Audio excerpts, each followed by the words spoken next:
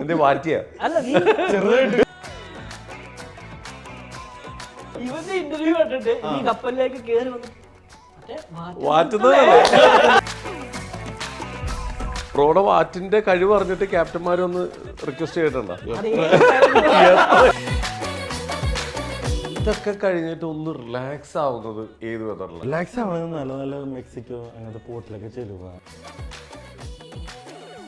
ഏറ്റവും കൂടുതൽ സിനിമമാരുടെ പൈസ പോണത് പുറത്തിറങ്ങുമ്പോഴാണ്. ചാരിറ്റി പ്രവർത്തനങ്ങൾക്ക് ക്ലബിലും പബ്ബിലും. കപ്പൽ ഒരുപാട് അപകടങ്ങൾ നിറഞ്ഞൊരു സംഭവമാണ്. ഫുഡ് മൊത്തം കാര്യങ്ങൾ നമുക്ക് തീർന്നു പോയി. 16 ദിവസത്തോളം നമ്മുടെ കയ്യിലുള്ളതെന്ന് പറഞ്ഞാൽ ഒരു കുറച്ച് ബന്നും ദാലും മാത്രമാണ്. ഉണ്ടായ ഒരു ആക്സിഡന്റിൽ 6 മാസമാണ് എനിക്ക് ട്രീറ്റ്മെന്റ് കിട്ടാതെ ഞാൻ ആ കപ്പലിൽ ഇറാഖിൽ കിടന്നു. ഇതിൻ്റെ അകത്തൊരു ഡാർക്ക് വശം എന്ന് പറഞ്ഞാൽ ഇതാണ്. കപ്പലിൽ ഒരാൾ മിസ്സായി കഴിഞ്ഞാൽ അവൻ സൂയിസൈഡ് ചെയ്തതാണോ അതോ അവൻ അല്ലാതെ വീണയാണോ അറിയാൻ നമുക്കൊരു മാർഗമില്ല. 10 ലക്ഷം രൂപ ശമ്പളം, 15 ലക്ഷം രൂപ ശമ്പളം, ഈ സംഭവം കണ്ടിട്ട് പിള്ളേർ മൊത്തം ഈ ചാടി പുറപ്പെടും. എന്താ ഇത് സംഭവം അറ്റോ മൂലൊന്നും അറിയില്ല. നമുക്ക് എന്തെങ്കിലും പറ്റിയാൽ തീർന്ന് അവർ ഇൻഷുറൻസ് തന്നിട്ട് പറഞ്ഞു വിടും.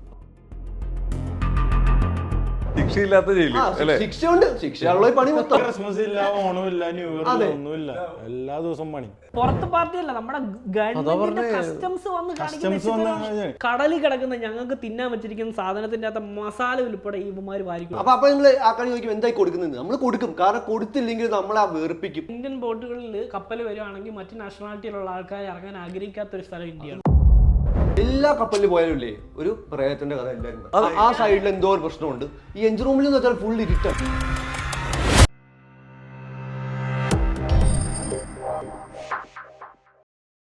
ഇപ്പൊ നമ്മൾ പറഞ്ഞത് ഒരു ഡാർക്ക് സൈഡാണ്. ഇതൊക്കെ കഴിഞ്ഞിട്ട് ഒന്ന് റിലാക്സ് ആവുന്നത് ഏത് വെതറിലാണ്? റിലാക്സ് ആവുന്നത് നല്ല നല്ല മെക്സിക്കോ അങ്ങനത്തെ പോർട്ടിലൊക്കെ ചെല്ലുക.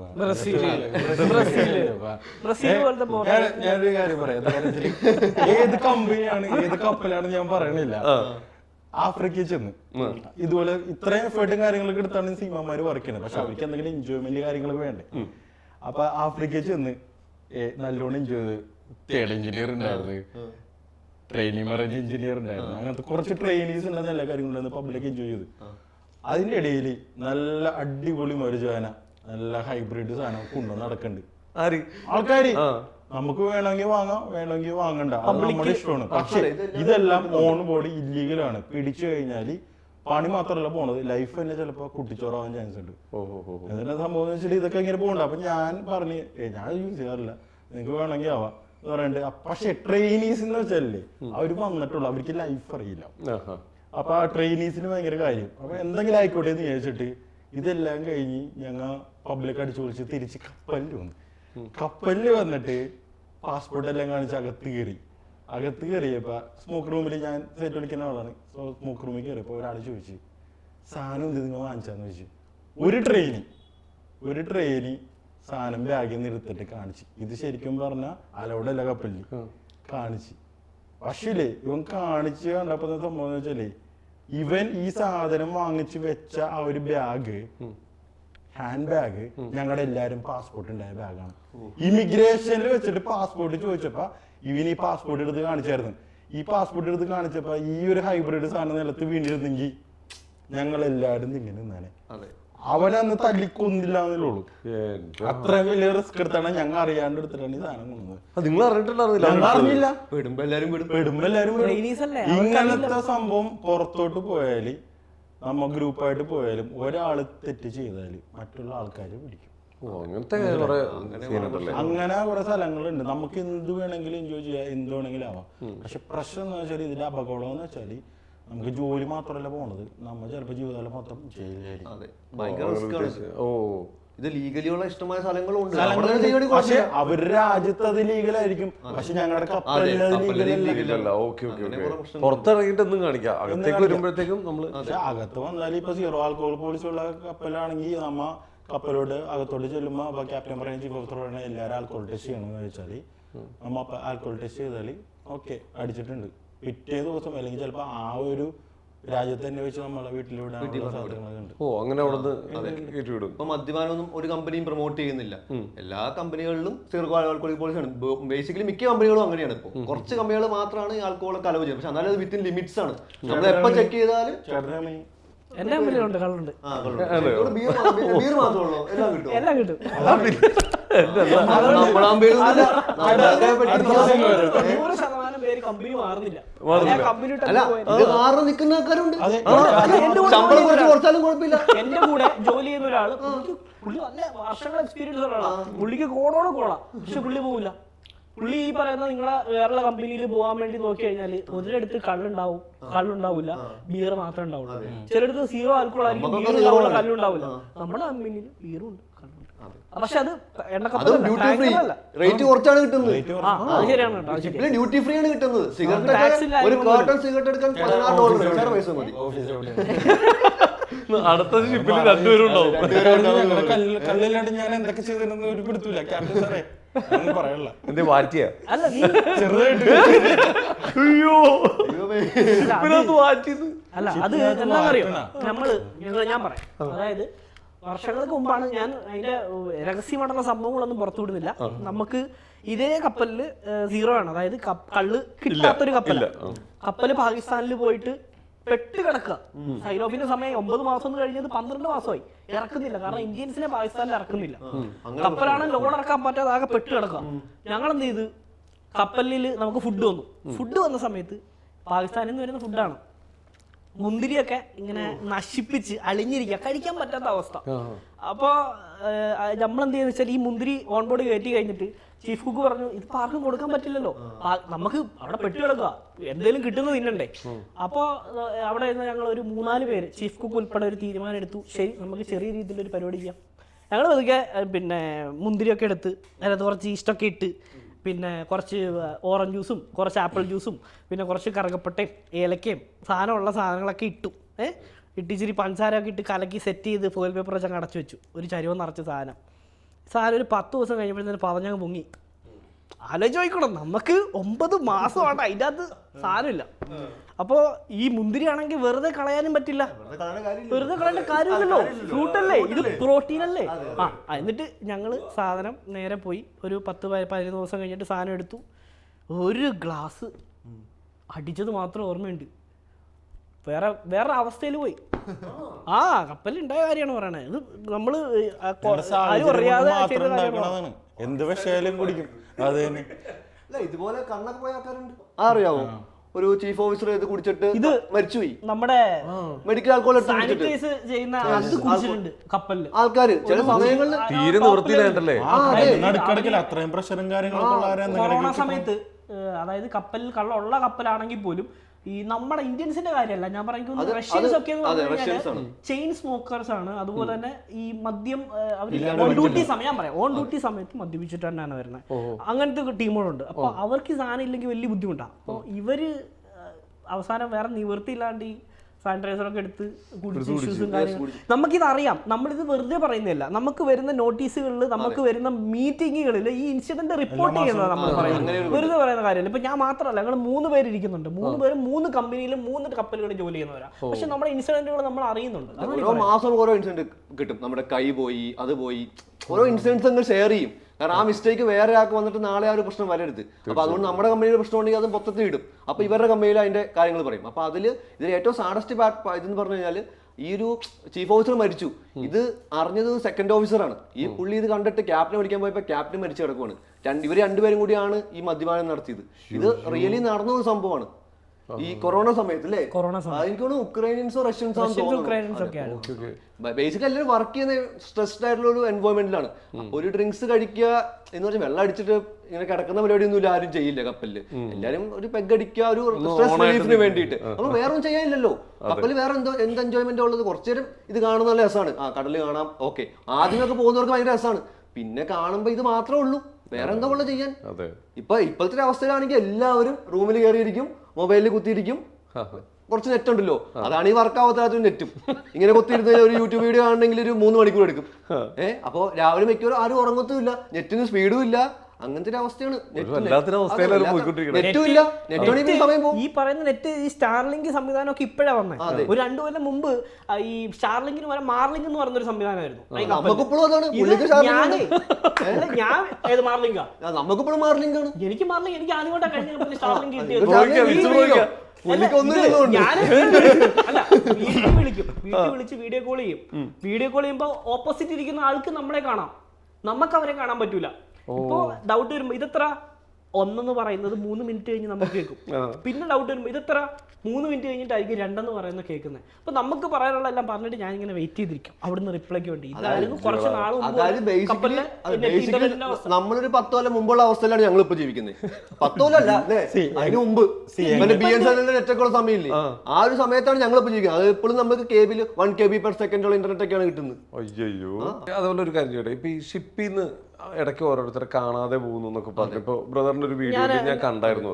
അതെന്താ സംഭവം എന്ന് വെച്ചാല് ഇപ്പോഴത്തെ തലമുറ ഉണ്ടല്ലോ, ഈ ഒരു ജനറേഷൻ വീട്ടില് പ്രത്യേകിച്ച് കഴിച്ചിട്ട് പ്ലേറ്റ് പോലും കഴുകി വെക്കാത്ത ആൾക്കാരാണ്. ഞാൻ റീലർ ഉള്ള കാര്യം ഉള്ളതുപോലെ പറയുന്നതുകൊണ്ട് എനിക്ക് അതിന് എന്ത് പറഞ്ഞാലും എനിക്ക് പ്രശ്നമില്ല.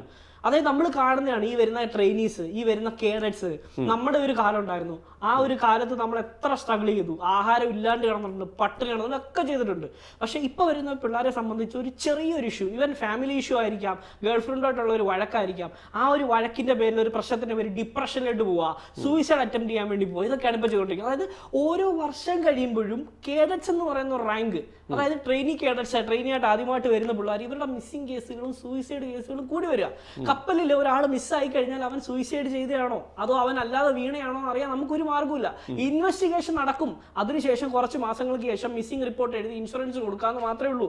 അല്ലാണ്ട് ബോഡി കിട്ടിയാൽ കിട്ടി, ഇതാണ് സംഭവം. അപ്പൊ അതിൻ്റെ അകത്ത് ഇവൻ സൂയിസൈഡ് ചെയ്യണോ ഒന്നും പറയാം. ഒരു എക്സാമ്പിൾ പറഞ്ഞാൽ എന്റെ കപ്പലിൽ ഞാൻ ജോയിൻ ചെയ്യുമ്പോൾ ആ കപ്പലിൽ കേടത്തില്ല. അപ്പൊ ഞാൻ ചോദിച്ചു എന്താ കേടത്തില്ലാത്ത എന്താണെന്ന് ചോദിച്ചാല് അവനും അത് ഇൻവെസ്റ്റിഗേഷനിൽ കിട്ടിയ റിപ്പോർട്ടാണ്. അവന്റെ ഗേൾ ഫ്രണ്ടുമായിട്ട് ഉണ്ടായ ഒരു പേഴ്സണൽ ഇഷ്യൂവിന്റെ പേരിൽ അവൻ കപ്പലിൽ വീട്ടിൽ പോകണമെന്ന് പറഞ്ഞു. അവന്റെ കോൺട്രാക്ട് കഴിഞ്ഞിട്ടില്ല, 3 മാസമായിട്ടുള്ളൂ.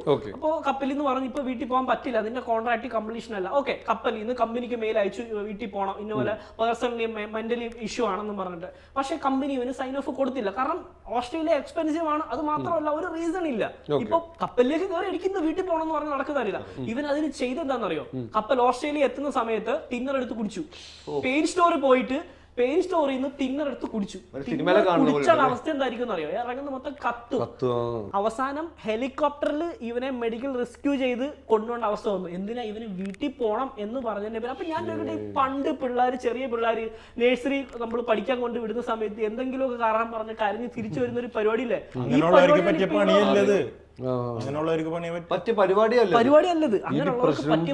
ഈ പിള്ളേരെ വിടുന്ന മാതാപിതാക്കൾ ശ്രദ്ധിക്കേണ്ട ഒരു കാര്യം, അവര് ബോൾഡ് ആണോ, അല്ലെ അവർ ഈ ഒരു ചുറ്റുവട്ടത്ത് അതിനോട് അവർക്ക് യോജിച്ചു പോകാൻ പറ്റുന്നതാണോ, നമുക്കൊരു ഐഡിയ കിട്ടും. അല്ലാതെ ഒരു പണിയെടുക്കാതെ വെറുതെ അലസ്യമായിട്ട് അല്ലെങ്കിൽ ഗെയിമും കളിച്ച് അല്ലെ ആ ഒരു രീതി ലൈഫ് സ്റ്റൈലിൽ ഇരിക്കുന്ന പിള്ളേര്, ചെറിയ ചെറിയ കാര്യങ്ങൾക്ക് തന്നെ വീട്ടിൽ നിന്ന് ഇറങ്ങി പോകുന്ന പിള്ളേര്, ഇങ്ങനെയുള്ളവരൊക്കെ ദയവ് ചെയ്ത് ഈ ഒരു സാധനം പഠിപ്പിച്ച് കപ്പലിലോട്ട് വിടുക. അതിന് ഒരുപാട് ആൾക്കാർ പരസ്യം കൊടുക്കുന്നുണ്ട്. 10 ലക്ഷം രൂപ ശമ്പളം, 15 ലക്ഷം രൂപ ശമ്പളം. ഈ സംഭവം കണ്ടിട്ട് പിള്ളേർ മൊത്തം ഈ ചാടിപ്പുറപ്പെടും. എന്താ ഇത് സംഭവം? അറ്റവും മൂലമൊന്നും അറിയില്ല. ഈ നേരെ കാണുന്നത് 10 ലക്ഷം രൂപ ശമ്പളം കിട്ടും, ഇതൊക്കെ കിട്ടും. പക്ഷെ എപ്പോഴാണ് നിങ്ങളൊരു ഹൈ റാങ്കിൽ എത്തുമ്പോഴാണ്. 2026 ഓപ്പണിംഗിൽ ഞാൻ ഒരു കോളേജിന്റെ പ്രൊമോഷൻ ചെയ്തായിരുന്നു. സംഭവം ജെന്യൂൻ ആയിട്ട് കൊണ്ട് മാത്രമേ ഞാൻ ചെയ്തത്. സംഭവം എന്ന് വെച്ചാൽ ആ കോളേജിൽ പഠിച്ചാൽ ജോലി ഉറപ്പാണെന്ന് തന്നെ അവര് പറയണത്. കാരണം എന്ന് വെച്ചാൽ അവര് ഒരു ഇന്റർവ്യൂ എടുക്കും, ഇതുപോലെ തന്നെ മെന്റലി ഫിസിക്കലി നീ ഫിറ്റ് ആണോ, അങ്ങനത്തെ ഒരു ആൾക്കാർക്ക് വേണ്ടി മാത്രമേ അവര് ജോലി കൊടുക്കുള്ളൂ. അങ്ങനത്തെ ആൾക്കാരെയാണ് അവർക്ക് വേണ്ടത്. അല്ലാണ്ട് ചുമ്മാ ഇതുപോലെ പ്രശ്നം ഉണ്ടാക്കിയിട്ട് വീട്ടിൽ നിന്ന് ഇറങ്ങിയിട്ട് ഇങ്ങനത്തെ ചെയ്യണ പിള്ളേരെ അവിടെ പറ്റൂല. ഇപ്പൊ ഒരു വീടാന്ന് വെച്ചൊരു കപ്പല്, ഇതുപോലെ തന്നെ എന്തെങ്കിലും പ്രശ്നം ഇപ്പൊ ക്യാപ്റ്റനായിട്ട് ഉണ്ടായി, എന്നായിട്ട് ഉണ്ടായിരുന്നു. അങ്ങനെയാണെങ്കിൽ അവൻ വീട് വിട്ട് പോകും, എവിടെയെങ്കിലും പോയിട്ട് എവിടെയെങ്കിലും പോയി സമാധാനമായിട്ടിരിക്കും. പക്ഷേ ഈ കപ്പൽ എന്ന് പറഞ്ഞ സംഭവം വെച്ചാൽ വീട് വിട്ട് പോകാൻ പറ്റില്ല. അതിന്റെ അപ്പുറം എന്നുള്ള സൂയിസൈഡ് ആ ഒരു കൊക്ക മാത്രമേ ഉള്ളൂ. അതിലോട്ട് പോണ പിള്ളേരാണ് ഏറ്റവും കൂടുതൽ ഉള്ളത്. റീസെന്റ് ഞാൻ ജോലി ചെയ്യുന്ന കമ്പനിയിൽ ഇപ്പം ഈ മാസം ആദ്യം 2-ാം തീയതിയാണ് പിന്നെ മിസ്സിംഗ് ആയിരിക്കുന്നത്. ഇതുവരെ എന്റെ കൂടെ ജോലി ചെയ്ത കേടറ്റാ. ഞാൻ ഞെട്ടിപ്പോയി. കാരണം എനിക്ക് ഈ ഒരു മിസ്സിംഗ് കേസ് കേട്ട സമയത്ത് എനിക്ക് മനസ്സിലായില്ല. രണ്ടാമത് റിപ്പോർട്ടർ ചാനലിന്റെ അകത്ത് ഈ ഫോട്ടോ വന്നപ്പോഴാണ് ഞെട്ടിപ്പോയി. അല്ല, നോർത്താണ്. പക്ഷേ ആ പയ്യൻ എന്റെ കൂടെ 3 മാസം ജോലി ചെയ്തു. ആളൊരു സൈലന്റ് ആയിരുന്നു, അല്ലെങ്കിൽ ഒരു ബാഡ് ഹാബിറ്റ് ഒന്നും ഞാൻ അവനിൽ കണ്ടിട്ടില്ല. പക്ഷെ അവൻ മിസ്സിംഗ് ആണ്. അവൻ സൂയിസൈഡ് ചെയ്തെയാണോ മിസ്സായത് എന്താണെന്ന് എനിക്കറിയില്ല. ഈ മാസങ്ങൾക്ക് മുമ്പ് ബോംബെയിൽ വെച്ച് അവൻ കോഴ്സ് ചെയ്യുന്ന സമയത്ത് എന്നെ കണ്ട് റോഡിൽ കൂടെ ഓടി വന്നതാണ്. അന്ന് കൂടി സംസാരിച്ച ഒരു പയ്യനാണ് ഇന്നും ഇപ്പോഴും ന്യൂസിൽ നിപ്പുണ്ട്, ഇതുവരെ ബോഡി കിട്ടിയിട്ടില്ല. ചില സമയങ്ങൾ നമ്മൾ അറിയുന്നത് 12 മണിക്കൂർ കഴിഞ്ഞിട്ടാണ്. കപ്പൽ പോയിട്ടുണ്ടാവും, കപ്പൽ പോയിക്കൊണ്ടിരിക്കുമല്ലേ, ആള് മിസ്സായത് നമ്മൾ അറിഞ്ഞുകൊണ്ടുണ്ടാവും. ഒരാളെ നമ്മൾ വിളിക്കുമ്പോഴാണ് ഞാൻ ഒരിക്കലും വിചാരിക്കുന്നില്ല ഓടുന്ന കപ്പലിനകത്ത് കാല് തന്നെ ഒരാൾ കടലിൽ വീഴും. എനിക്കും തോന്നുന്നില്ല. നമ്മള് ഇത്രയും വർഷത്തെ എക്സ്പീരിയൻസ് ഉള്ള ആൾക്കാർ ഇരിക്കുന്ന 3 പേരും, ഒരാള് ഓടുന്ന കപ്പലിൽ പെട്ടെന്ന് കാല് തന്നെ കടലിലേക്ക് വീഴുന്നു എന്നൊരു സംഭവം. ഞാൻ ഡെക്ക് ജോലി ചെയ്യുന്ന ഒരാളാണ്. ഇപ്പം ഇവൻ എഞ്ചിനാണെങ്കിൽ ഉള്ളിലായിരിക്കാം, വിഷ്ണു ഉള്ളിലായിരിക്കാം, ഞാൻ ഡെക്കിൽ ജോലി ചെയ്യുന്നതാണ്. കപ്പലിന്റെ സൈഡിലും ഈ പറയുന്ന അങ്ങനെ പുറത്തോട്ട് വീഴാൻ ചാൻസ് ഉള്ള ജോലി ചെയ്യുന്ന ആ ഒരാളാണ് ഞാൻ ഡെക്കിൽ. ഞാൻ ഉറപ്പിച്ച് പറയുന്നുണ്ട്, കാല് തന്നെയൊന്നും ഒരാളും കപ്പലിലേക്ക് വീടില്ല. അപായപ്പെടുത്താം, അല്ലെങ്കിൽ സൂയിസൈഡ് ചെയ്യാം. ഈ അപായപ്പെടുത്താന്ന് പറയുന്നില്ല, അതിനൊക്കെ സാഹചര്യങ്ങളുണ്ടോ അവിടെ? ഉണ്ടായേക്കാം. ഞാൻ പറഞ്ഞില്ലേ, ഇപ്പൊ ഈ ആൽക്കോഹോൾ എന്ന് പറയുന്ന സംഭവം ഈ എണ്ണക്കപ്പലുകളിൽ നിർത്തിയതിന്റെ ഒക്കെ ഏറ്റവും വലിയ ഉദാഹരണം എന്ന് പറയുന്നത് 2 ഫിലിപ്പീൻസ് തമ്മിലുള്ള ഒരു മർഡർ കേസാണ്. അതായത് കള്ള് കുടിച്ച് വിഷയം ഉണ്ടാക്കിയിട്ട് ഒരാളെ കത്തിവെച്ച് കുത്തി. അപ്പോ കപ്പലിൽ ഒരാളെ ഡെത്ത് സംഭവിച്ചു. അങ്ങനെയാണ് ഈ ഒരു നിയമം കൂടുതൽ ഓരോ കപ്പൽ കമ്പനിയും സ്ട്രിക്റ്റ് ആക്കിക്കൊണ്ട് വരുന്നത്. ഏത് എണ്ണക്കപ്പൽ പോലുള്ള റിസ്കി ഡേഞ്ചർ ഉള്ള കപ്പലാണ് എണ്ണക്കപ്പൽ. അതിൽ ഈ ആൽക്കഹോളുകൾ നമുക്ക് നിർത്താം എന്ന് പറഞ്ഞിട്ട് ആദ്യം നിർത്തി, ആൽക്കഹോൾ നിർത്തി, കുപ്പി ഇത് നിർത്തി, അതിനുശേഷം ബിയർ നിർത്തി, ഇപ്പൊ 0യിലേക്ക് എത്തുന്നത്. അപ്പൊ നമ്മളായിട്ട് ചെയ്യുന്ന ഓരോത്തിന്റെ പ്രതിഫലമാണ് നമ്മൾ ലൈഫിൽ അനുഭവിക്കുന്നത്. നല്ല രീതിയിൽ പൊക്കോണ്ടിരിക്കുന്ന ഒരു ഫീൽഡിനെ അതിനെ എക്സ്ട്രീം ലെവലിൽ നശിപ്പിച്ചുകൊണ്ടിരിക്കുന്നതുകൊണ്ടാണ് ഇന്നിപ്പോ നമുക്ക് അതൊന്നും ഇല്ലാതിരിക്കുന്ന സിറ്റുവേഷൻ. അതുകൊണ്ടാണ് ഞങ്ങളെപ്പോലുള്ളവർക്ക് മാറ്റേണ്ട വരുന്നത്. അത് മാത്രമല്ല, ഇന്നലെ ഷെൽ എന്ന് പറഞ്ഞ കമ്പനിന്ന് പുറത്താക്കും, പിന്നെ ഇവിടെ വന്നിരിക്കും. അത്ര ഞാൻ പറഞ്ഞു. ഇവന്റെ ഇന്റർവ്യൂ കണ്ടിട്ട് ഈ കപ്പലിലേക്ക് കയറി വന്നിട്ട് പല ആൾക്കാരും ഒരു സ്മോൾ ബ്രോയുടെ വാറ്റിന്റെ കഴിവ് അറിഞ്ഞിട്ട് ക്യാപ്റ്റന്മാർ ഒന്ന് റിക്വസ്റ്റ് ചെയ്തിട്ടുണ്ടോ?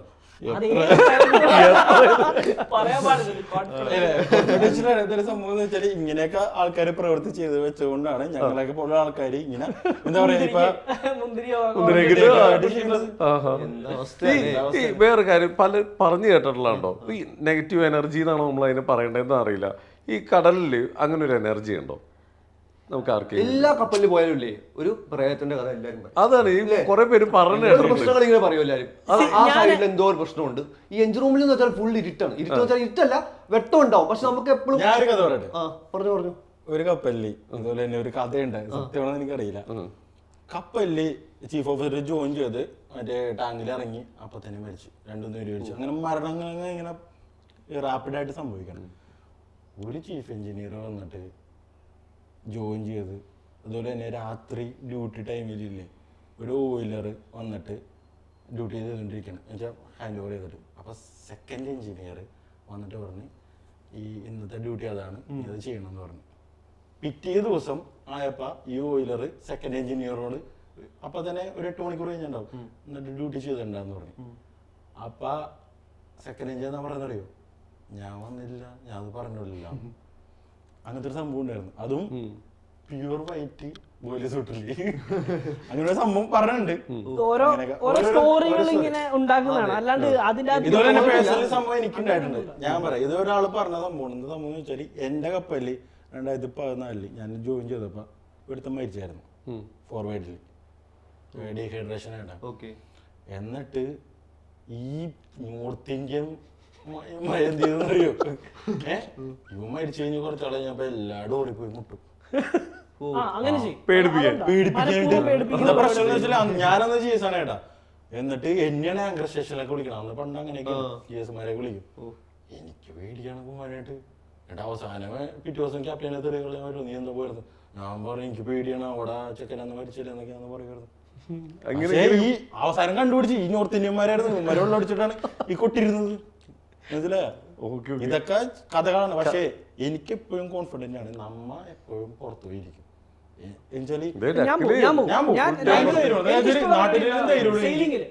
കപ്പലില് സെയിലിംഗില് ഇരുട്ടാണെങ്കിൽ പോലും പുറത്തെന്ന് പറഞ്ഞാല് നമ്മുടെ അക്കോമഡേഷന്റെ ജസ്റ്റ് അല്ലെങ്കിൽ ഒരു അവിടെ നമ്മൾ ഒരു ചെയറൊക്കെ ഇട്ടിട്ട് പെതുക്കി ഇങ്ങനെ ഇരിക്കും. എന്തിനായിരിക്കുന്ന വെച്ചാൽ എനിക്കും അറിയില്ല, പക്ഷെ ഒരു പ്രത്യേകത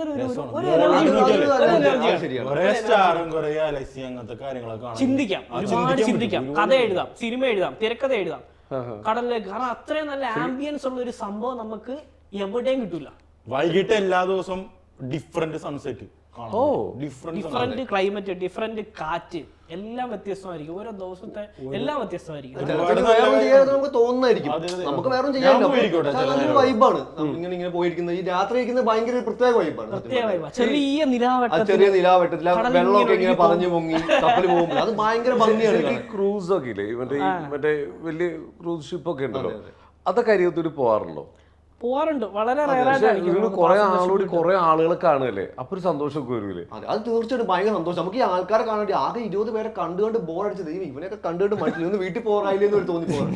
അപ്പോഴാണ് ഈ കുറെ ആൾക്കാർ കാണുന്നത്. നമുക്ക് പുറത്തിറങ്ങുമ്പോൾ കിട്ടുന്ന ആഘോഷമായിട്ട് ഏറ്റവും കൂടുതൽ സിനിമമാരുടെ പൈസ പോണത് പുറത്തിറങ്ങുമ്പോഴാണ്. അതെ, പുറത്തിറങ്ങുമ്പോഴാണ്. അത് നോർമലി അത് കാര്യമില്ല. പക്ഷേ ചാരിറ്റി പ്രവർത്തനങ്ങൾക്ക് ക്ലബിലും പബ്ബിലും അത് പിന്നീട് പറഞ്ഞ സീമമാര് പുറത്തിറങ്ങുമ്പോ പൈസ അത് ചാരിറ്റി പ്രവർത്തനം. അത് പോകാത്ത ആൾക്കാരുണ്ട്, പിശുക്കിരിക്കുന്ന ആൾക്കാരുണ്ട്.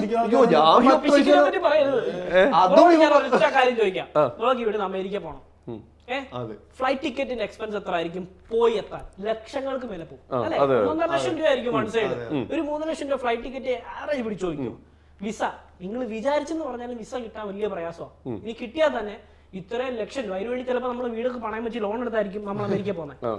ഞാൻ അമേരിക്കയിലെ ലോസ് ഏഞ്ചൽസിൽ ഹോളിവുഡ് സ്ട്രീറ്റ്, യൂണിവേഴ്സൽ സ്റ്റുഡിയോ ഇതുപോലുള്ള അടിപൊളി ഒരു സ്ഥലത്താണ് കപ്പലെത്തിയത്. രാവിലെ 8 മണിക്ക് ഞങ്ങൾ പുറത്തുപോയി. ഇവിടുന്ന് 45 മിനിറ്റോ 1 മണിക്കൂർ യാത്രയുണ്ട് ഹോളിവുഡ് സ്ട്രീറ്റിലേക്ക്. മലയാള മണ്ഡലത്തിൽ ഹോളിവുഡ് സ്ട്രീറ്റും ഈ സംഭവങ്ങളൊക്കെ കാണാൻ. അപ്പോൾ ഞാനും എൻ്റെ കൂടെ ഒരു സ്കോട്ട്ലാൻഡ് കാഡറ്റുണ്ട്, ഒരു UK കാഡറ്റുണ്ട്, ഞാനുണ്ട്, ഒരു നമ്മുടെ സ്വന്തം നോർത്ത് ഇന്ത്യൻ ആയിട്ടുള്ള ഒരു UP കാരനുണ്ട്. ഓക്കെ, അപ്പൊ പുള്ളിയുടെ കയ്യിൽ ഈ സാധനം ഉണ്ട് അമേരിക്കയിൽ. അപ്പൊ ഞങ്ങൾ 3 പേരും പിള്ളേരാണ്. ഞങ്ങൾ 3 പേര് നടക്കുന്നു. ഈ പുള്ളി ബൈക്കിൽ വന്ന് ഈ സാമാനമൊക്കെ എടുത്ത് വായിക്കാത്ത തിരികെ വെച്ചിട്ട് ഫോൺ പിടിച്ചിട്ട് നടക്കുന്നുണ്ട്. പക്ഷെ പുള്ളി ബൈക്കിലോട്ടാ പോകുന്നത്. മുന്നോട്ട് നടക്കുന്നു, ബൈക്കിലോട്ട് പോകുന്നു. അപ്പോ എന്റെ അടുത്ത് ചോദിച്ചു, ഞാനപ്പോ ഇത്രയും നല്ല സ്ഥലങ്ങൾ കാണാൻ വന്നില്ലേ, അപ്പൊ ഞാനൊരു $5 ടീഷർട്ട് മേടിച്ചു. $5. അപ്പൊ ഞാൻ പുള്ളിയോട് ചെന്നൈയിൽ മേടിക്കണം. ഇവൻ ഈ കപ്പലിൽ നിന്ന് ഇറങ്ങിയപ്പം ഇവൻ എന്നോട് ചോദിച്ചെന്താണെന്നറിയോ? ഞാൻ പറഞ്ഞു ടാക്സിക്ക് $35 നമുക്ക് അവിടെ വരെ 35-40. അപ്പൊ ഒരാള് $10 ഷെയർ ഇട്ടാൽ മതി. $10 അന്നത്തെ ഒരു 600 രൂപ 500 രൂപ. ഇതൊക്കെ കാണാൻ ഇത്രയും അമേരിക്കയുടെ പീക്ക് ആ ഒരു സ്ഥലത്ത് ചെന്ന് അവിടുന്ന് ഹോളിവുഡ് സ്ട്രീറ്റ് എന്താണെന്ന് പോലും പൊട്ടൻ അറിയില്ല എന്നാണ് സത്യം. ഇവൻ ഇതിനെപ്പറ്റി ഒരു പിടുത്തമില്ല. ഇവൻ എവിടെ വന്നിരിക്കുന്നതെന്ന് പോലും ഇവൻ അറിയത്തില്ല. ഫ്രീ ആയിട്ട് വന്നേ, ഫ്രീ ഓഫ് $1 രൂപ മുടക്കാതെ അമേരിക്കയിലെ കാലിഫോർണിയയിൽ വന്ന് നിൽക്കുക. ആൾക്കാരുടെ ഡ്രീം പ്ലേസ് ആണത്. ആ $10, അപ്പം $10 അങ്ങോട്ട്, $10 ഇങ്ങോട്ട്, അപ്പൊ $20, 5 5 10 1000 രൂപ. 1000 റുപ്യ, അത് കൂടുതലല്ലേ? ഞാൻ വരുന്നില്ലെന്ന് നിങ്ങൾ പോവാൻ. അമേരിക്ക പോയി ഹോളിവുഡ് സ്ട്രീറ്റ് കണ്ടിട്ട് വരാന് ഒരു 2000 രൂപ അല്ലെ 1500 രൂപ ഇന്ത്യൻ മണി മുടക്കുന്നവരെ പിശിക്കുന്ന. ഇത് തന്നെയാണ് എല്ലാവരും മെന്റാലിറ്റി. ഇവരൊക്കെ എന്താണ് പറയുന്നത് ആലോചിച്ചത്? ഇതുപോലെ തന്നെ ചേട്ടാ, ഞാൻ പറയാം, ന്യൂയോർക്ക് ടൈംസ് സ്ക്വയറിന്റെ അവിടെ എന്റെ കപ്പൽ പോയപ്പോഴേ നടന്നു പോകാനുള്ളൂ. നടന്നു പോയിട്ട് ഇനി ഞാൻ ഉച്ചക്ക് എന്റെ ഡ്യൂട്ടി ടൈം കഴിഞ്ഞപ്പോ ഞാൻ എൻ്റെ ഒരു കൂട്ടുകാരനോട് ചോദിച്ചു പറഞ്ഞു, എന്റെ പൊന്നു ഞാൻ ടയർഡാണ്, ഞാൻ ഉറങ്ങട്ടെ. ടൈം സ്ക്വയർ എന്റെ ബക്കറ്റ് ലിസ്റ്റ് ഉള്ളതായിരുന്നു. ഈ പ്രാവശ്യം പോയിട്ട് എനിക്ക് മിസ്സായി പോയ സ്ഥലമാണ് ന്യൂയോർക്കിൽ. ഒരു മെന്റാലിറ്റി എന്ന് വെച്ചാൽ പൈസ ഉണ്ടാക്കാൻ കിടന്നുറങ്ങാ, ഇത് മാത്രമേ ഉള്ളൂ. എന്നിട്ട് നാട്ടില് കേരളത്തിൽ വന്നിട്ട് 3 ടൂർ പോകും. ഇതാണ് ഇവന്മാരെ സ്റ്റൈൽ. ഇതുപോലെ കുറെ ആൾക്കാരുണ്ട്. എന്തോരം ആൾക്കാരുള്ളത്, നമുക്ക് ചാൻസ് കിട്ടും. ചില സമയത്ത് നമുക്ക് പണി കാരണം പോകാൻ പറ്റില്ല, അത് വേറെ കാര്യമാണ്. നമുക്ക് പണിയുണ്ട്, അതുകൊണ്ട് പോകാൻ പറ്റില്ല. പക്ഷെ ഇങ്ങനെ ചാൻസ് കിട്ടുമ്പോൾ ഇത് പോകണമെന്നാ പറയുള്ളൂ. കാരണം നിസ്സാര പൈസ, ടാക്സി ഫെയർ മാത്രം മതി, പിന്നെ ഫുഡ് കഴിക്കുന്ന ചെലവ് മാത്രമേ ഉള്ളൂ. നമ്മുടെ ഈ ഒരു ജോലിയുടെ ആകെ ഒരു ബെനിഫിറ്റ് എന്ന് പറയുന്നത് സീറോ കോസ്റ്റിൽ നമുക്ക് അമേരിക്ക എത്താം, ന്യൂയോർക്ക് എത്താം, ലണ്ടൻ എത്താം, ലോകത്തിന്റെ കീഴിൽ എവിടെ നമുക്ക് എത്താം, ഒരു പൈസ മുടക്കാതെ. അവിടെ നിന്ന് നമുക്ക് ടാക്സിക്ക് $5-10 നീ ചെലവാക്കിയാൽ, 500-1000 രൂപ നീ ചെലവാക്കിയാൽ, നീ കാണുന്നത് ഈ ലോകത്തെ ലക്ഷക്കണക്കിന് കോടിക്കണക്കിന് വരുന്ന ജനങ്ങളുടെ സ്വപ്നമായിട്ടുള്ള സ്ഥലമാണ്. അവിടെ പോകാൻ എന്റെ പൊന്നേടെ കഴിഞ്ഞ നമ്മുടെ കമ്പനിയിൽ ഈ ജോയിൻ ചെയ്തപ്പോ കപ്പൽ വരാണ്ടില്ലേ 3 ദിവസം ഞങ്ങൾ ഹോട്ടലിൽ എവിടെ ഈജിപ്തില്. എന്നിട്ടില്ലേ എല്ലാരോടും പറഞ്ഞു, എന്നുവെച്ചാ എന്റെ അസിസ്റ്റന്റ് ഉണ്ടായിരുന്നു, വേറെ കുറച്ച് പേര്, ഞാൻ പേര് പറയാനുള്ള. $30 ഏത് ഈജിപ്ത് പിരമിഡ് പോവാനായിട്ട് അവന്മാരോട് ചോദിച്ചപ്പോ അവന്മാരെ പറയണേ അത് $30 അല്ലേന്ന്. $30 എന്ന് പറയുമ്പോ എത്ര? 2700 രൂപ ടാക്സിക്ക്. എന്നിട്ട് അവസാനം അവര് പാസ്പോർട്ട് തന്നെ ഉണ്ടായിരുന്നില്ല ഹോട്ടലിൽ നിന്ന്. എന്താ കാര്യം എന്ന് വെച്ചാല് അവിടെ പോയാലും ഭയങ്കര സ്കാം ഉണ്ടായിരുന്നു. നിങ്ങളുടെ പർപ്പസ് എന്ന് വെച്ചാൽ കപ്പലിൽ ജോയിൻ ചെയ്യാനാണ്. നിങ്ങൾ അവിടെ പോയിട്ട് എന്തെങ്കിലും പറ്റിയാൽ ഞങ്ങളാണ് റെസ്പോൺസിബിൾ എടുക്കുന്നത്. കമ്പനിയിൽ നിന്ന് വിളിച്ചു പറഞ്ഞാൽ ഞങ്ങൾ വിടാന്ന് പറയും. എന്തോ ദൈവഭാഗ്യത്തിന് ചീഫ് എഞ്ചിനീയർ സാറ് മലയാളി, എനിക്ക് പേര് ഓർമ്മയില്ല, പുള്ളിയെ നമ്പിക്കും. പുള്ളി വന്നപ്പോ പുള്ളി അമേരിക്കയിൽ നിന്ന് ഒരു ട്രാൻസ്ഷിപ്പായിട്ട് വന്നാണ്. പുള്ളിനോട് ഞാൻ ദിവസത്തിനോട് ഒരു കാര്യം പറഞ്ഞില്ലേ, അതിന് നാളെ നമുക്ക് പോകാം പറഞ്ഞിട്ട്, ചേട്ടാ അത് പാസ്പോർട്ട് വഴിയല്ല.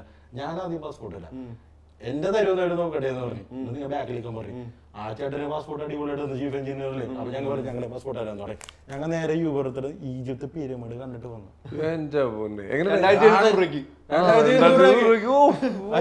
ഇതാണ് ബെനിഫിറ്റ്. ഇപ്പൊ ഈ കഥയൊക്കെ കേൾക്കുമ്പോ കുറെ പിള്ളേര് ഇതെങ്ങനെയെങ്കിലും പഠിച്ചിട്ട് പോയാലേ പറ്റുള്ളൂ. പക്ഷെ ഇപ്പോഴത്തെ ന്യൂ ജനറേഷൻ പിള്ളേർക്ക് ഇതൊക്കെ കേൾക്കാനേ പറ്റുള്ളൂ. ഇതൊക്കെ ആപ്ലിക്കബിൾ ആക്കണമെന്നുണ്ടെങ്കിൽ അവിടുത്തെ ലൈഫ് എക്സ്പീരിയൻസ് കാര്യങ്ങളൊക്കെ നിങ്ങൾ ത്യജിക്കാനായിട്ട് തയ്യാറാവണം. അല്ലാണ്ട് ചുമ്മാ അച്ഛൻ സൈക്കിൾ വാങ്ങിച്ചില്ല ബൈക്ക് വാങ്ങിച്ചില്ല എന്ന് പറഞ്ഞ് സൂയിസൈഡ് ചെയ്യുന്ന പിള്ളേർക്ക് പറ്റിപ്പണി. ഒരു സൈഡിൽ നല്ല പണിയെടുക്കണം. പണി എന്ന് പറഞ്ഞാൽ ഫാമിലി, വീട്, ഈ സാധനങ്ങളൊക്കെ മാറ്റി വെച്ചിട്ട് നീ എല്ലാം മറന്നിട്ട് പണിയെടുക്കാൻ റെഡി ആണെങ്കിൽ മാത്രം ഒരു സൈഡിൽ നമുക്ക് വരും. മറു സൈഡിൽ ഞാൻ ഈ പറഞ്ഞ പോലെ നമ്മുടെ ഒക്കെ സ്വപ്നങ്ങളായിട്ടുള്ള ഒരുപാട് സ്ഥലങ്ങളിൽ ചെന്ന് ചെറിയ പൈസക്കാർ രാജ്യങ്ങൾ നമുക്ക് കണ്ടുവരാം. ഒരു 10 കൊല്ലം പണിയെടുക്കുമ്പോൾ തന്നെ ലോകത്തിന്റെ പകുതി കീഴടക്കിയ പോലെ, അല്ലെങ്കിൽ ഒരു ബക്കറ്റ് ലിസ്റ്റ് നമുക്കൊരു ലിസ്റ്റ് എടുത്ത് എനിക്ക് തന്നെ ഓർമ്മ ഉണ്ടാവില്ല. പക്ഷെ കപ്പലിൽ പോയി കഴിഞ്ഞിട്ട് ഷോർ ലീവ് പോകുമ്പോൾ എല്ലാ രാജ്യങ്ങളും കറങ്ങി കാണുമെന്നല്ല ചെയ്യുന്നത്. നമുക്ക് കിട്ടുന്ന 5-6 മണിക്കൂറിൽ നമുക്ക് നിയറസ്റ്റ് ഉള്ള നല്ല നല്ല സ്ഥലങ്ങൾ പെട്ടെന്ന് പോയി കണ്ടുവരുമോ. ഞാൻ ചോദിക്കട്ടെ, പക്ഷെ ചിലർ പറയും ഇവന്മാര് 4-5 മണിക്കൂറിന് പുറത്ത് പോയി ചന്തയിൽ നിന്ന് സാധനം മേടിച്ചോണ്ട് വരുന്നതിനാ ഇവന്മാര് ലോകം. ഞങ്ങളെ സംബന്ധിച്ച് അതാണ്, ഞങ്ങളെ സംബന്ധിച്ച് അതാണ്. ഞാൻ പറഞ്ഞില്ലേ, ന്യൂയോർക്കിൽ ടൈം സ്ക്വയർ ആയാലും ഹോളിവുഡ് ഷീറ്റ് ആയാലും പിന്നെ US ആയാലും ലോകത്തിന്റെ യൂറോപ്പിലെ ഏത് ഭാഗത്താണെങ്കിലും എവിടെ ആണെങ്കിലും 5 മണിക്കൂറെങ്കിൽ 5 മണിക്കൂർ ഞങ്ങൾ ആ സ്ഥലത്ത് പോയി അവിടെ ഫുഡ് കഴിച്ച് അവിടെ കണ്ടു കേട്ടാ തിരിച്ചു വരുന്നത്.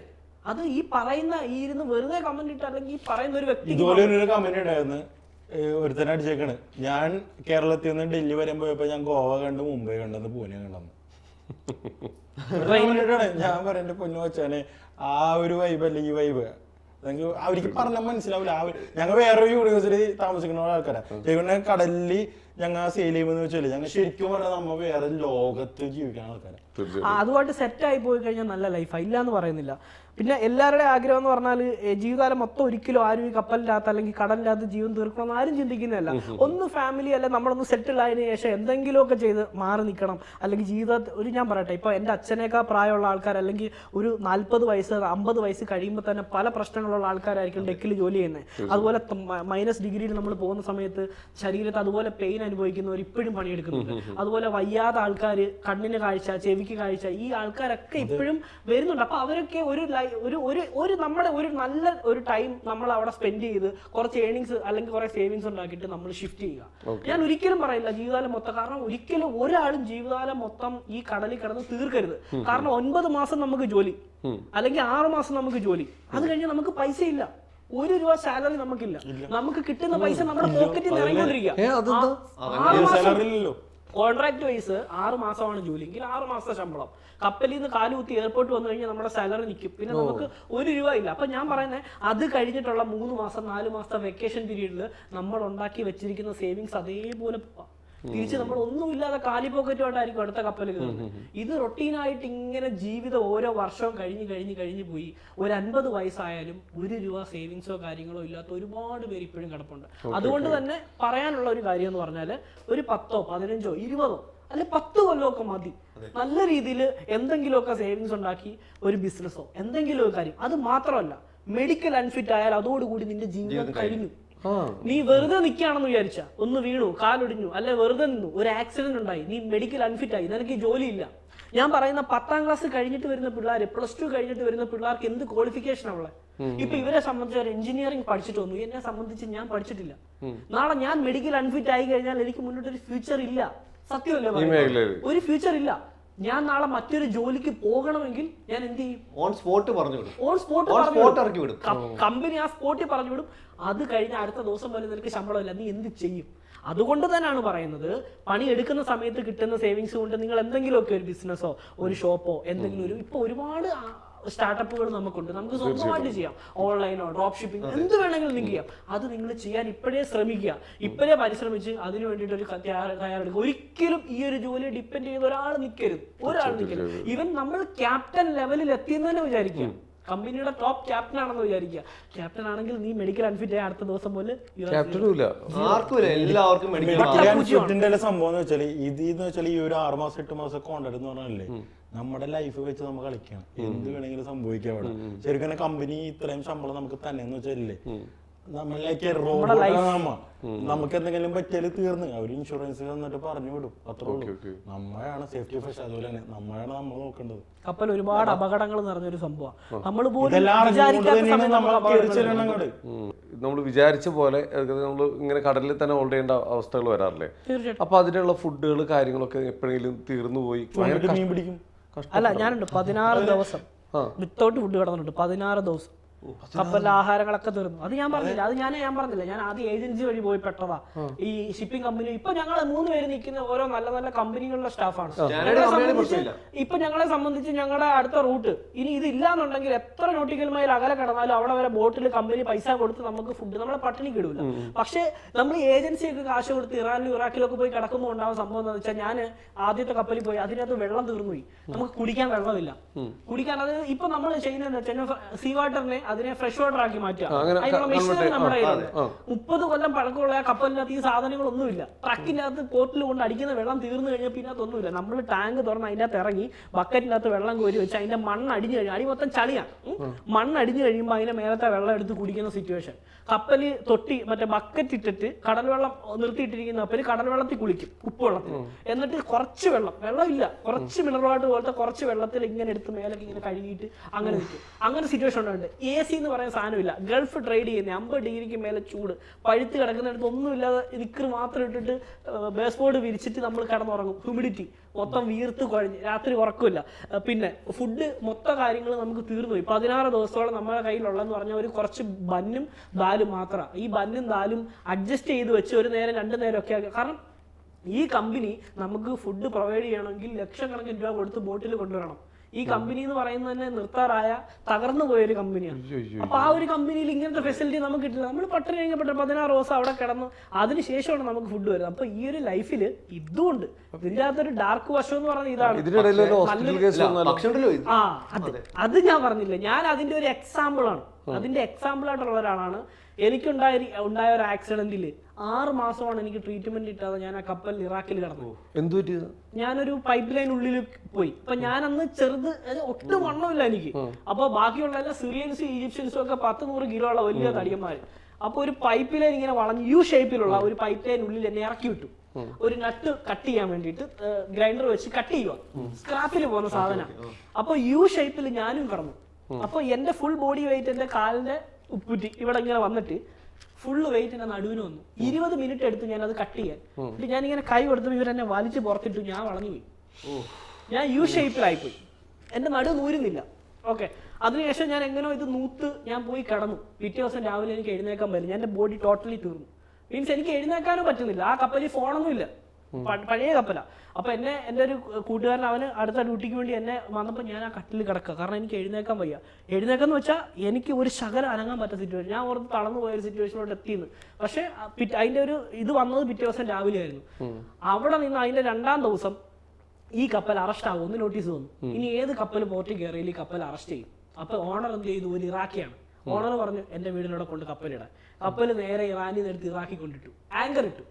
6 മാസമാണ് ഒരേ പൊസിഷനിൽ ആങ്കർ ഇട്ട് കിടന്നത്. ഈ 6 മാസം എനിക്ക് ട്രീറ്റ്മെന്റ് കിട്ടിയില്ല. അതിനുശേഷം ഞാൻ 6 മാസം കഴിഞ്ഞ് ഞാൻ സൈൻ ഓഫ് ചെയ്ത് എങ്ങനെയോ ഞങ്ങൾ രക്ഷപ്പെട്ടു വന്നേ. ശമ്പളം ഇല്ല, ഒന്നുമില്ല. ആലോചിച്ച് നോക്കണം. എന്നിട്ട് ഞങ്ങളെ അവിടുന്ന് ബോട്ടിൽ, ഇറാഖിൽ നിന്ന് ഒരു ബോട്ടിൽ കയറ്റി ഇറാനിൽ കൊണ്ടുവന്നു, ടഗ് ബോട്ടിൽ. എന്നിട്ട് ഞങ്ങളെ ഫ്ലൈറ്റ് ടിക്കറ്റ് കൊടുത്ത് ദൈവം അനുഗ്രഹിച്ചു 1.5 വർഷം കപ്പലിൽ കിടന്നു. 15 മാസം തിരിച്ച് നാട്ടിൽ വന്ന് ഹോസ്പിറ്റലിൽ പോയപ്പോൾ ബ്ലഡ് ക്ലോട്ടായി കിടക്കുകയാണ്. ട്രാക്ഷൻ വന്നു. അരയ്ക്ക് താപ്പോട്ട് ബെൽറ്റ് ഇട്ട് 1.5 മാസം കിലോ വെയിറ്റ്, അരയ്ക്ക് താപ്പോട്ട് ബെൽറ്റ് ഇട്ട് 1.5 മാസം. ഇത് അതിന്റെ ഒരു എക്സാമ്പിൾ ആണ് ഞാൻ. ഇതൊന്നും ഏജൻസി വഴി ഇത് ആർക്കും അറിയില്ല, ഈ ഡാർക്ക് വശം ആർക്കും അറിയില്ല. ഇപ്പൊ നല്ലൊരു കമ്പനി, ഇപ്പൊ ഞങ്ങൾ ജോലി ചെയ്യുന്ന കമ്പനികളിൽ വരുന്ന ട്രെയിനീസിന് കഷ്ടപ്പാട് എന്താണെന്ന് അറിയില്ല. അവരറിഞ്ഞിട്ടില്ല നമ്മൾ സ്ട്രഗിൾ ചെയ്തതും നമ്മൾ പോയി പെട്ടത് അവർക്ക് അറിയില്ല. അതുകൊണ്ടാണ് ഒന്ന് പറഞ്ഞ് രണ്ടിന് തൂങ്ങിച്ചാവുക, ഒന്ന് പറഞ്ഞ് രണ്ടിന് ആത്മഹത്യ ചെയ്യുക. ഈ മരിച്ചു കഴിഞ്ഞാൽ എന്താ ഈ അതിനകത്തെങ്ങാനും സൂസൈഡ് ചെയ്ത് കഴിഞ്ഞാൽ കപ്പലിന്റെ അകത്ത് തന്നെ എന്ത് ചെയ്യാൻ പറ്റും? ഫ്രീസർ ഫ്രീസറിൽ വെക്കുന്നവനാണ്, മറ്റേ മീറ്റൊക്കെ സൂക്ഷിക്കുന്നിടത്ത് നമ്മൾ ഫുഡ് വെക്കുന്ന ഫ്രീസറിൽ നമ്മൾ മറ്റേ ഇന്റർവ്യൂ പറഞ്ഞു. അതുപോലെ തന്നെ വെക്കും. അതിനുശേഷം നെക്സ്റ്റ് അതായത് നമ്മള് ഫുഡ് മീറ്റൊക്കെ വെക്കുന്ന ഫ്രീസറിൽ ബോഡി മീറ്റൊക്കെ മാറ്റിയിട്ട് വേറെ സ്ഥലത്ത് വെച്ചിട്ട് അയാൾ ബോഡി തന്നെ വെക്കും. ചില കപ്പലിലൊക്കെ അപ്പുറത്തെ റാക്കല് മീറ്റും വെക്കും, ഇപ്പുറത്തെ റാക്കല് ബോഡിയും വെക്കും. നമുക്ക് വേറെ ഓപ്ഷൻ ഇല്ല. അങ്ങനത്തെ കമ്പനികൾ ഇനി ഒരു കാര്യം, വിഷമമുണ്ടാക്കുന്ന കാര്യം, പക്ഷെ ഒന്ന് അറിയാൻ വേണ്ടി പറയുന്ന, നിങ്ങൾക്ക് ആർക്കെങ്കിലും ഇപ്പൊ നമ്മുടെ വേണ്ടപ്പെട്ടവരാരെങ്കിലും പെട്ടെന്ന് മരിച്ചു പോവുക, ഇതൊക്കെ ചെയ്യണമെങ്കിൽ നമ്മൾ പുറംകടലിലാണെങ്കിൽ ചിലപ്പോൾ കുറച്ച് മാസങ്ങൾ എടുത്തിട്ടായിരിക്കും ഇത് കരയിലേക്ക് എത്തുക. നമുക്ക് എന്തെങ്കിലും ഒരു ഓപ്ഷൻ ഉണ്ടോ അവിടെ നിന്ന് കയറി?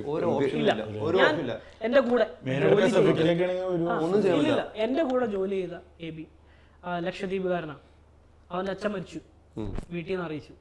കപ്പൽ ലോങ് റൂട്ട് പോയിക്കൊണ്ടിരിക്കുകയാണ്, ഓപ്പൺ സീലാണ്. അച്ഛൻ മരിച്ചു, എന്ത് ചെയ്യാൻ പറ്റും? അതിനുവേണ്ടി കപ്പൽ ഡൈവേർട്ട് ചെയ്യുമോ? അത് കപ്പൽ പോർട്ടിലാണെങ്കിൽ ചിലപ്പോൾ അവന് സൈൻ ഓഫ് കൊടുത്തേക്കാം. ഒന്നുമില്ല, 2 ദിവസം അവധി കൊടുത്തു, സ്വന്തം അച്ഛൻ മരിച്ചു, അടക്കം കഴിഞ്ഞു, അതിന്റെ അടുത്ത ദിവസം വീണ്ടും വന്ന് പണി തുടങ്ങി. ആ ലൈഫ് റൊട്ടീൻ അങ്ങനെ തന്നെ. അമ്മ മരിച്ചാലും അച്ഛൻ മരിച്ചാലും നമ്മൾ ആര് മരിച്ചാലും നമുക്ക് എന്തെങ്കിലും പറ്റിയാൽ പോലും, ഇപ്പൊ നമുക്ക് എന്തെങ്കിലും ഇപ്പൊ അവർക്ക് പറ്റി, നമുക്ക് വരാൻ പറ്റൂല, എക്സ്പെക്ട് ചെയ്യുകയോ ചെയ്യില്ല. ബാക്കി ലക്കാണ്. പോർട്ട് ചെല്ലുന്ന സമയത്ത് സംഭവിച്ചാൽ വരാൻ പറ്റും, അല്ലെങ്കിൽ ഉണ്ടാവില്ല. 2, നമുക്കൊരു ആക്സിഡന്റ് പറ്റി, ഒരു ഹെഡ് ഇഞ്ചുറി പറ്റി. ഒരു മനുഷ്യൻ എത്ര നേരം ഒരു ബ്ലീഡിങ് ഉണ്ടായി കഴിഞ്ഞാൽ ജീവിച്ചിരിക്കും? 2 മിനിറ്റോ 3 മിനിറ്റോ?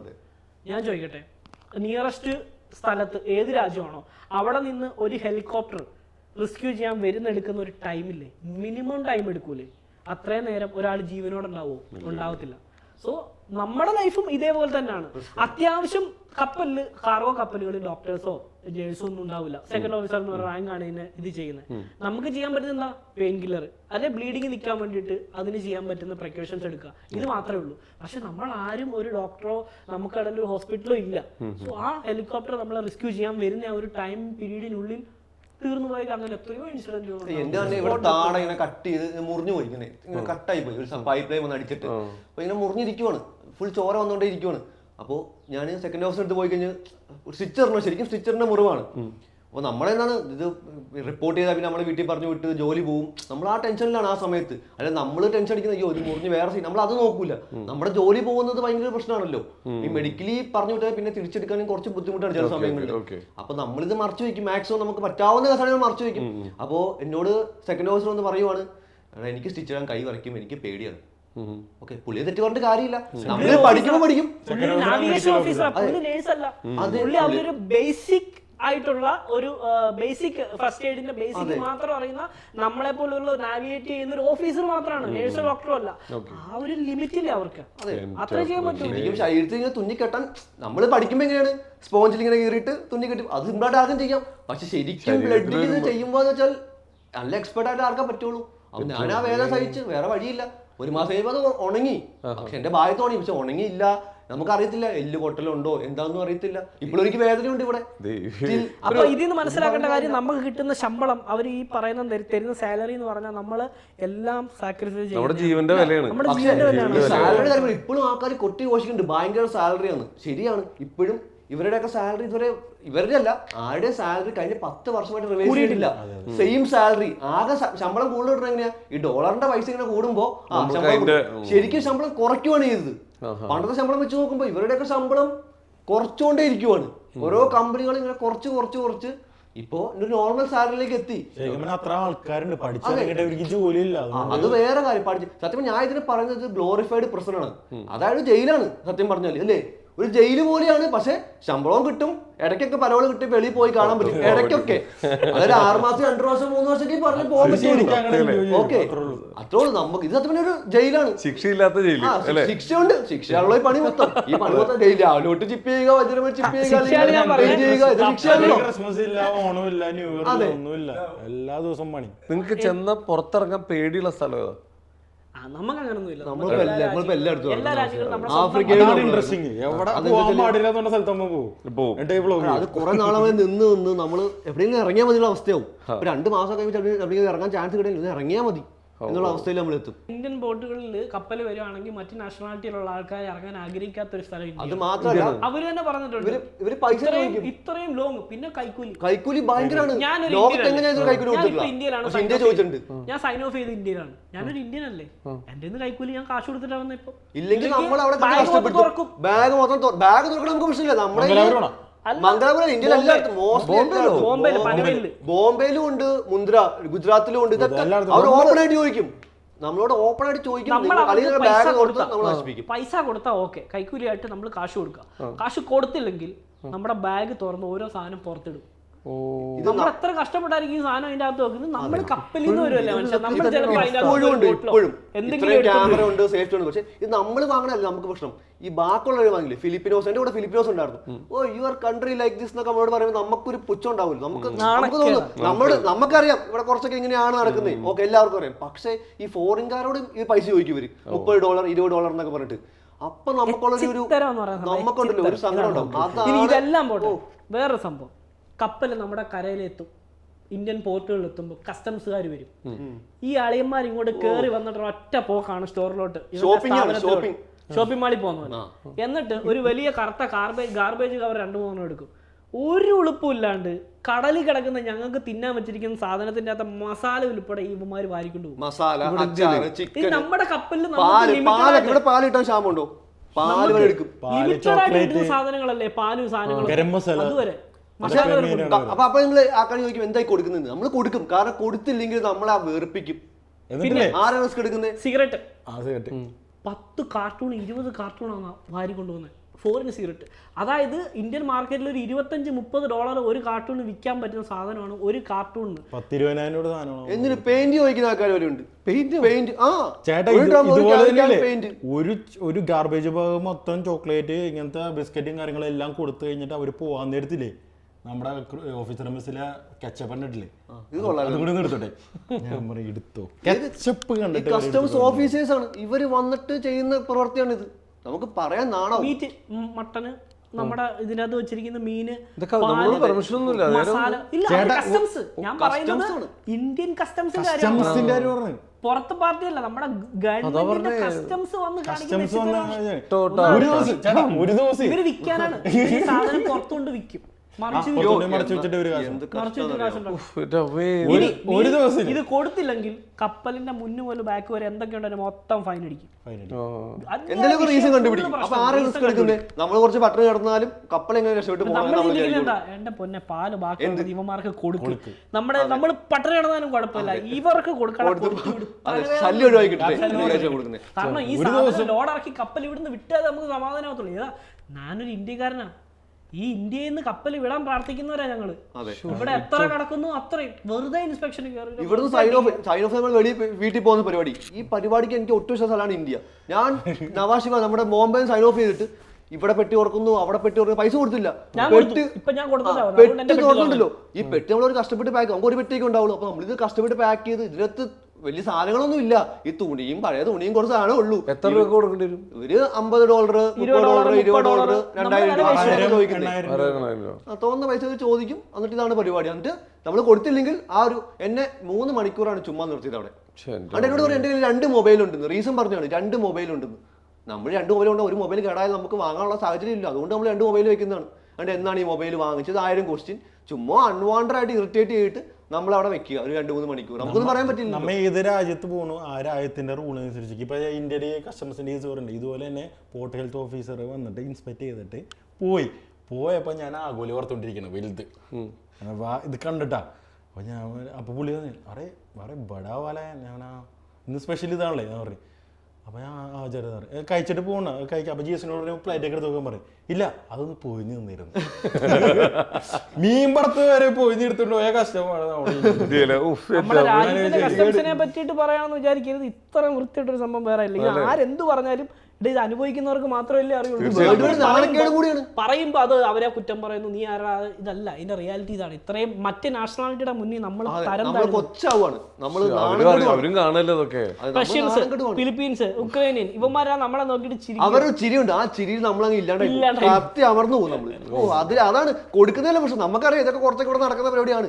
പക്ഷെ ഇവരെ ആ ഒരു ചിരി, അയ്യോ നിങ്ങളുടെ രാജ്യം എന്നുള്ളൊരു ലോകം ചിരിയുണ്ട്. നമ്മൾ എന്തായാലും വിശേഷങ്ങൾ പറഞ്ഞു കഴിഞ്ഞാൽ ഇങ്ങനെ പോയിക്കൊണ്ടിരിക്കും. എന്തായാലും ഇത് ഇവിടെ കൊണ്ടൊന്നും അവസാനിക്കുന്നില്ല. ഇനിയും ഒരുപാട് വിശേഷങ്ങൾ പറഞ്ഞ് മുമ്പോട്ട് പോകാനുണ്ട്. എന്തായാലും ഞെട്ടിപ്പിക്കുന്നതും ഭയങ്കര എന്താ പറയുക, ഭയങ്കര ആശ്ചര്യം ഉണ്ടാക്കുന്നതായിട്ടുള്ള കുറേ വിശേഷങ്ങളാണ്. ശരിക്കും സത്യം എന്തൊക്കെ പറഞ്ഞാലും നിങ്ങൾ ഭാഗ്യം ചെയ്തവരാണ് ഒന്ന് ഈ മേഖലയിൽ വർക്ക് ചെയ്യുന്നതിൽ. കാരണം ഇത്രയധികം അനുഭവങ്ങളൊക്കെ കിട്ടുക എന്ന് പറഞ്ഞു കഴിഞ്ഞാൽ അതൊക്കെ ഒരു സഞ്ചാരിക്ക് കിട്ടുന്നതാണ്. എന്തായാലും അടിപൊളിയായിട്ട് പോട്ടെ. ഇനി ഒരുപാട് നാൾ ആരോഗ്യപരമായിട്ട് നല്ല രീതിയിൽ വർക്ക് ചെയ്യാൻ പറ്റട്ടെ. ഇതുപോലത്തെ കഥകളൊക്കെ ആയിട്ട് ഇനി ഇടയ്ക്കിടയ്ക്ക് ഇതുപോലെ നമുക്ക് ഇരിക്കാൻ പറ്റട്ടെ. എല്ലാവിധ ആശംസകളും നിങ്ങൾക്ക് 3 പേർക്കും തരികയാണ്. Thank you.